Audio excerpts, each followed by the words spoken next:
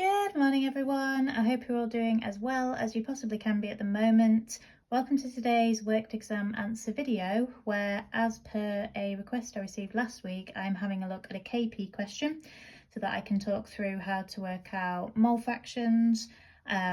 This one we are actually not working out KP, we're having to work out total pressure, which can be a bit tricky, so that's why I decided to go with this.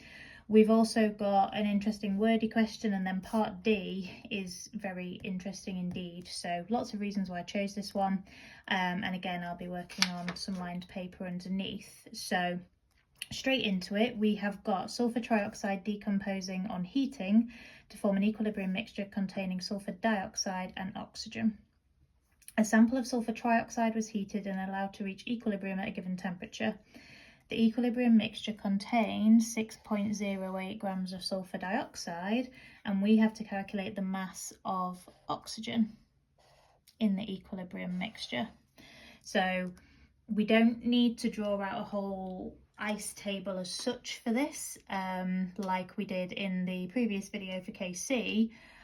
But we do need to use the same principles. So we are going to need to convert the mass of sulfur dioxide into moles, and then we're going to need to have a think about the relationship between the SO2 and the O2, ratio being 2:1, what that means in terms of the number of moles of oxygen being formed, and then convert that into a mass. Now, the assumption that we make, and I'm not sure if I said this in the previous video, but the assumption that we make for any mixture that we allow to reach equilibrium is that if we don't know the amount of product, it doesn't mention any product that was added initially, we always assume it's 0. Now we're told that a sample of sulfur trioxide was heated, so we've got to assume that there was initially no sulfur dioxide and no oxygen. So therefore, the moles of sulfur dioxide at equilibrium is how many moles of sulfur dioxide were made as we got to equilibrium. So all I need to do is get my mass of 6.08 grams and then divide that by the MR. So sulfur's AR is 32.1, 2 lots of 16 for oxygen. So 6.08 divided by 64.1 gets me the moles, and that got me 0.0949. And then this is where we need to use the ratio of 2:1, so therefore the moles of O2 that would have been created as we approached equilibrium, and thus the equilibrium moles of oxygen would be half of that, so 0.0949 divided by 2, which annoyingly I didn't put into my calculator, so just bear with me a second while I figure out what that is. So that is 0.0475. And then from there we can get the mass. So mass is going to be moles times MR, and because it's oxygen diatomic, we need to times that by 32. And that will give me the mass of oxygen, 1.52 grams. And I think the biggest mistake that people will make here is they will use the mass of sulfur dioxide and use that in the ratio, but we can never use ratios with masses. We always have to use moles when we're thinking about the ratio from a balanced chemical equation. Okay, so that was a little bit of a weird one, but still using principles of our ice table, but not necessarily needed for us to draw it all out. Okay.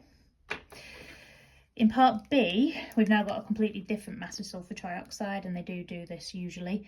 They'll give us new data for the next part of the question. So we've got the amounts of each substance in the equilibrium mixture. So we have the equilibrium moles.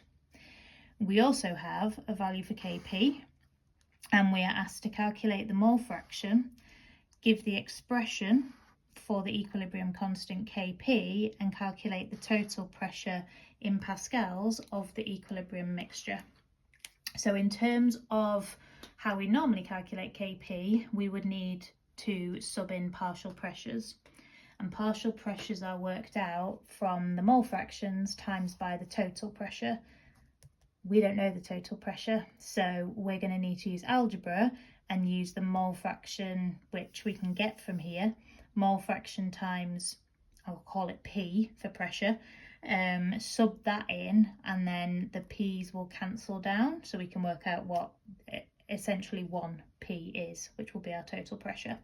But first of all, in terms of mole fraction, to work out the mole fractions, we need to know the total number of moles. And in the mark schemes, they tend to underline the total number of moles. So I would always make sure you state what that is. So as a general rule, the mole fraction is the moles of that substance that you're working out the mole fraction for, and then divide that by the total number of moles. So perhaps the first thing that I would do whenever I'm being asked to work out a or multiple mole fractions is just say, well, the total moles is equal to, and then just add them up. So 0.32 add 1.2 add 0.6, and in total that got me 2.21 moles. So then the mole fraction for each gas can be worked out by doing the moles of that gas divided by the total. So what we're essentially saying is we want to know out of this mixture how much of the total moles comes from each component. That's all we're doing. So 0.320 divided by 2.12 is 0.151. And that would be for the SO3. Should probably have labelled that before I did. 1.2 divided by 2.12 for the SO2, which is 0.566. And then for the oxygen, we've got 0.6 divided by 2.12, which is 0.283. Now the mole fraction should add up to 1, or because I've given my answers to 3 significant figures, almost 1, which these do, and that's the way to check that you've done it right. So all the mole fractions should add up to 1. And then if we were doing a normal KP question, you would then times these mole fractions by whatever total pressure you were given. So if it was 200 for the total pressure, you'd do mole fraction times 200, mole fraction times 200, mole fraction times 200.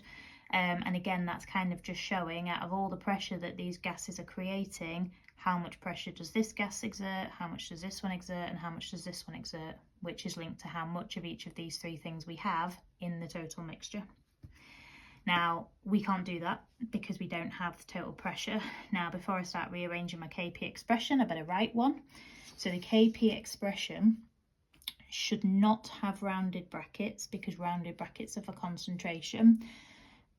Hang on, I'm pretty certain I've just said that wrong.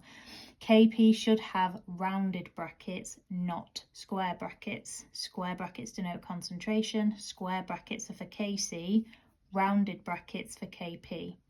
Now, whether you choose to use 1 little p for partial pressure or 2, it doesn't matter. The mark schemes use them interchangeably. I like PP because partial pressure, 2 p's, but again, that's just my choice. But some sort of p's, and we're going to do the partial pressure. And just like with KC, it's always products over reactants. So we're going to have the SO2 and the O2 on the top of my fraction. So partial pressure of SO2. And then because we've got the balancing number, that's going to be squared times by the partial pressure of O2. And then on the bottom of my KP, we're going to have the partial pressure of the SO3. And again, because of the balancing number, that will be squared as well.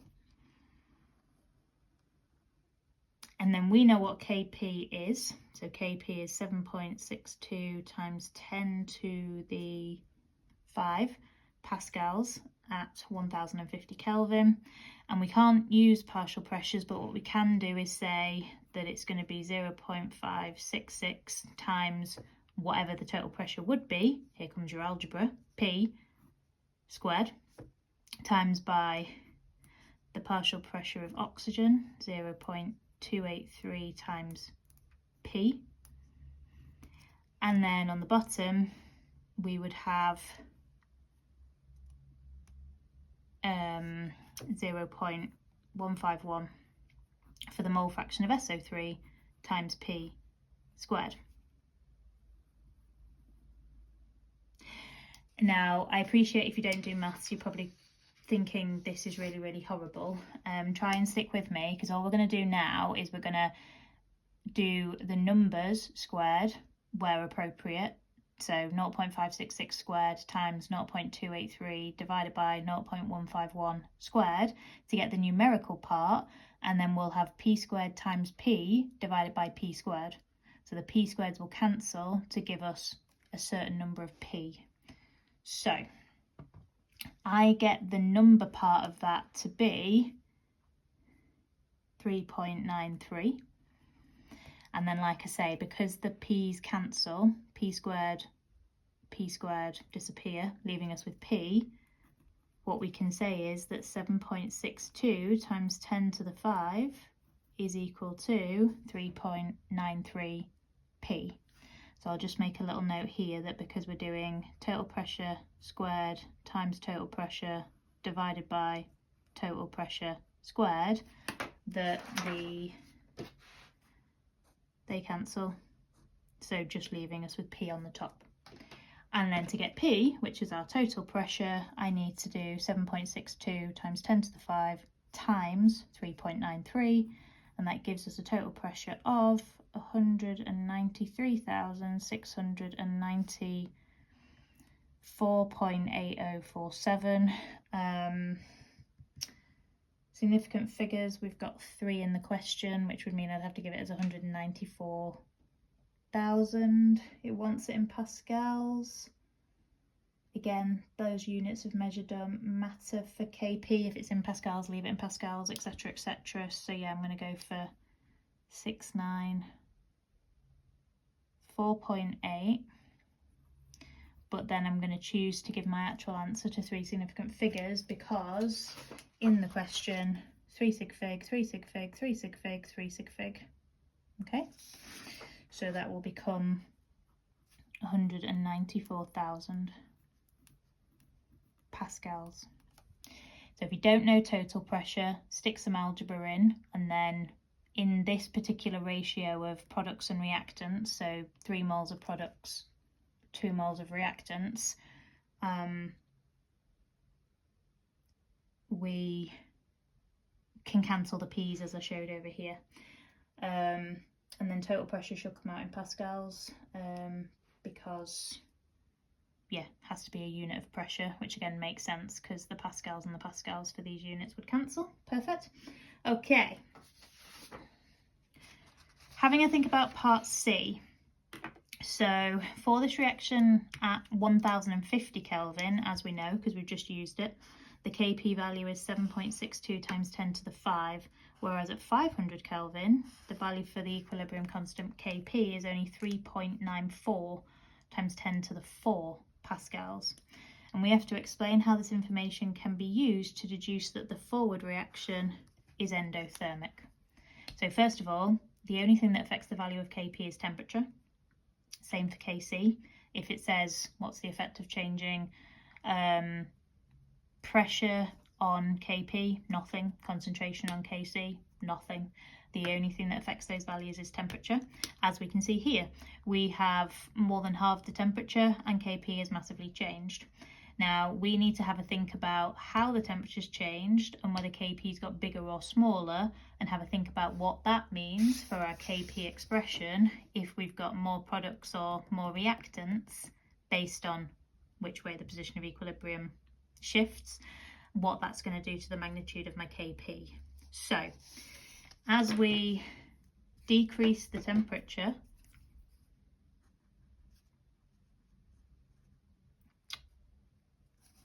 oh man, sorry, trying to think and speak and write all at the same time, failing again.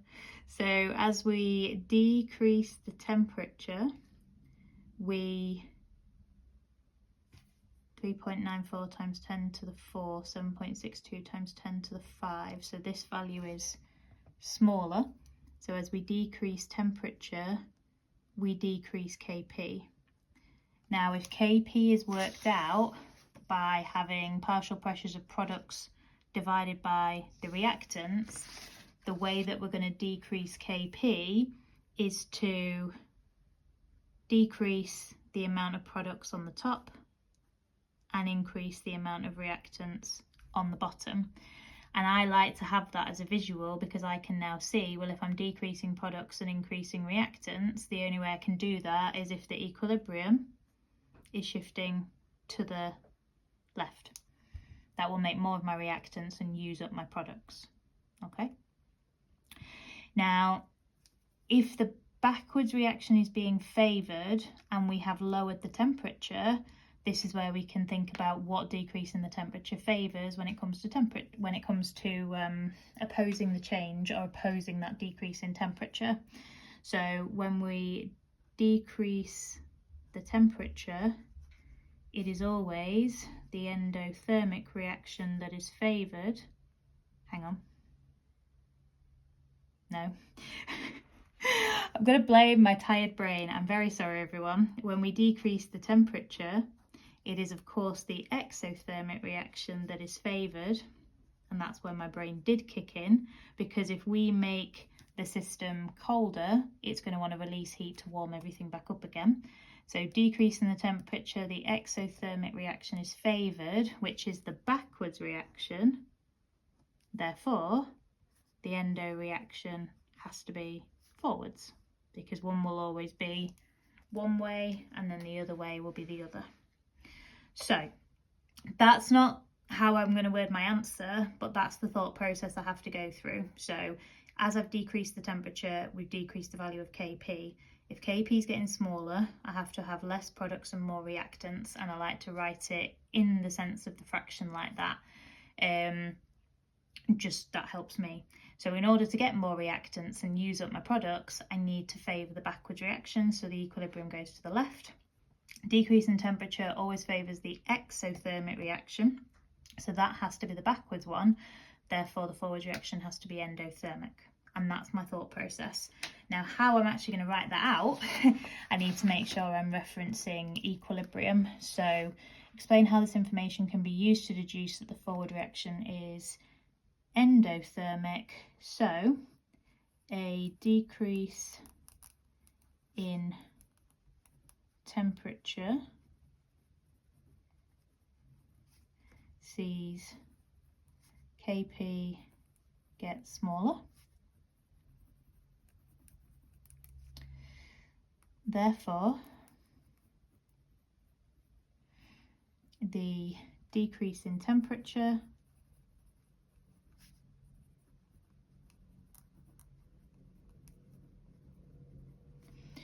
causes the position of equilibrium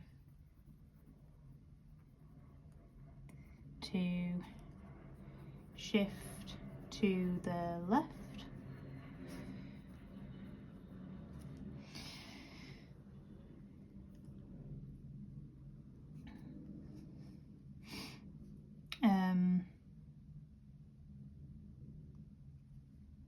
To favour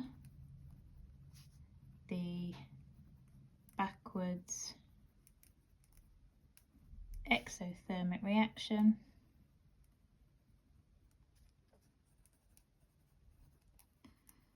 and oppose the decrease in temperature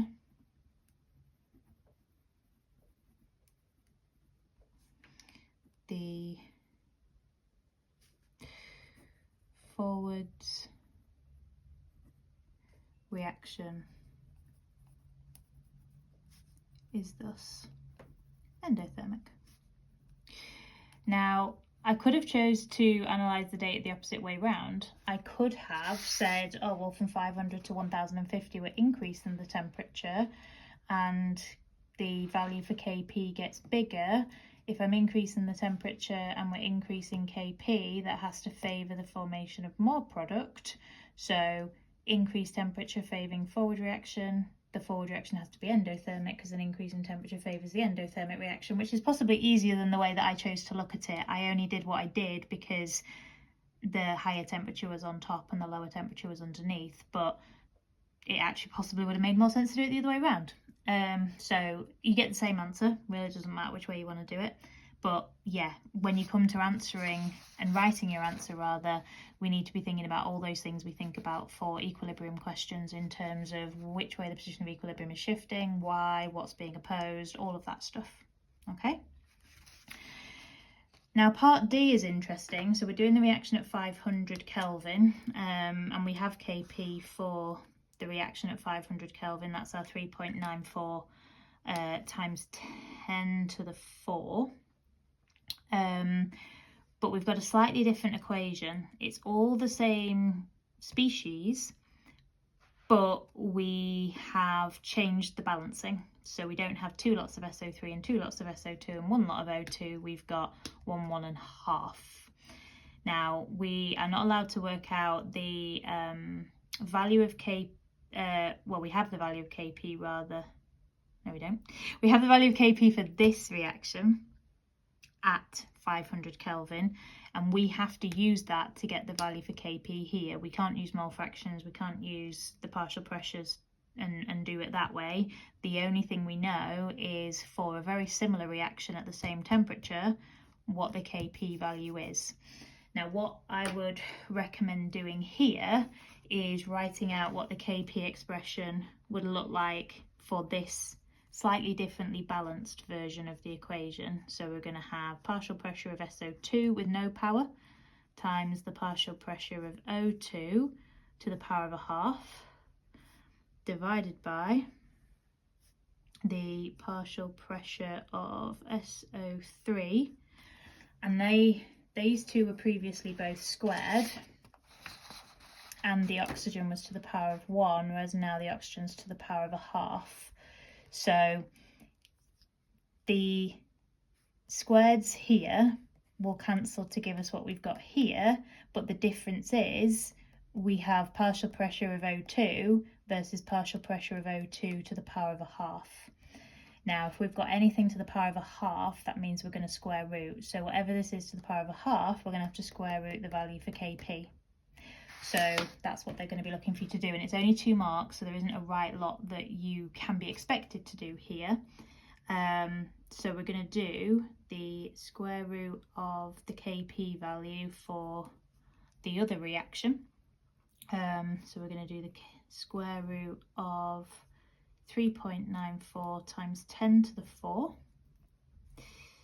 which gives me 198.5. And then in terms of our units, we've got, well, we were thinking about pascals before, so let's keep it in pascals. Pascals, they're going to cancel, and then we're going to have the units here are going to be pascals to the half. So pascals to the half. Just like if we'd have got the units here, pascals, squared, cancel, this would have given us units of pascals. Now it's pascals to the half. Now, for the non-mathematicians amongst you, anything to the power of a half always represents a square root. When we have the minus, that represents 1 over something. And that might be something you're not aware of if you don't do maths. Now, this question doesn't come up all that often, but it's definitely a good one to be aware of. So, yeah, if you've changed the balancing, think about how that affects the Kp expression, and then if you've got a power of a half, square root the Kp for the other one. The other thing I've seen them do is ask you to work out what it would be for the reaction going the other way. So 2 SO2 plus O2 as the reactant, becoming SO3 as the product. And for that, your Kp expression would be upside down. So we do the reciprocal. So we do 1 divided by what the Kp is for the originally written equation, and that would give us the value for Kp going backwards. I'm sure that last one has got a couple of you thinking, oh my goodness me, try not to worry. That might just be something that you need to remember, just in case it comes up. But hopefully working out mole fractions and seeing how to calculate the total pressure and how to have a think about part C in particular was helpful here. Any questions, please do ask in the comments or drop me a message, and thank you so much for watching. I'm sending all my best wishes to you and hope the rest of this week's revision goes really well. Take care of yourselves, please. Thank you.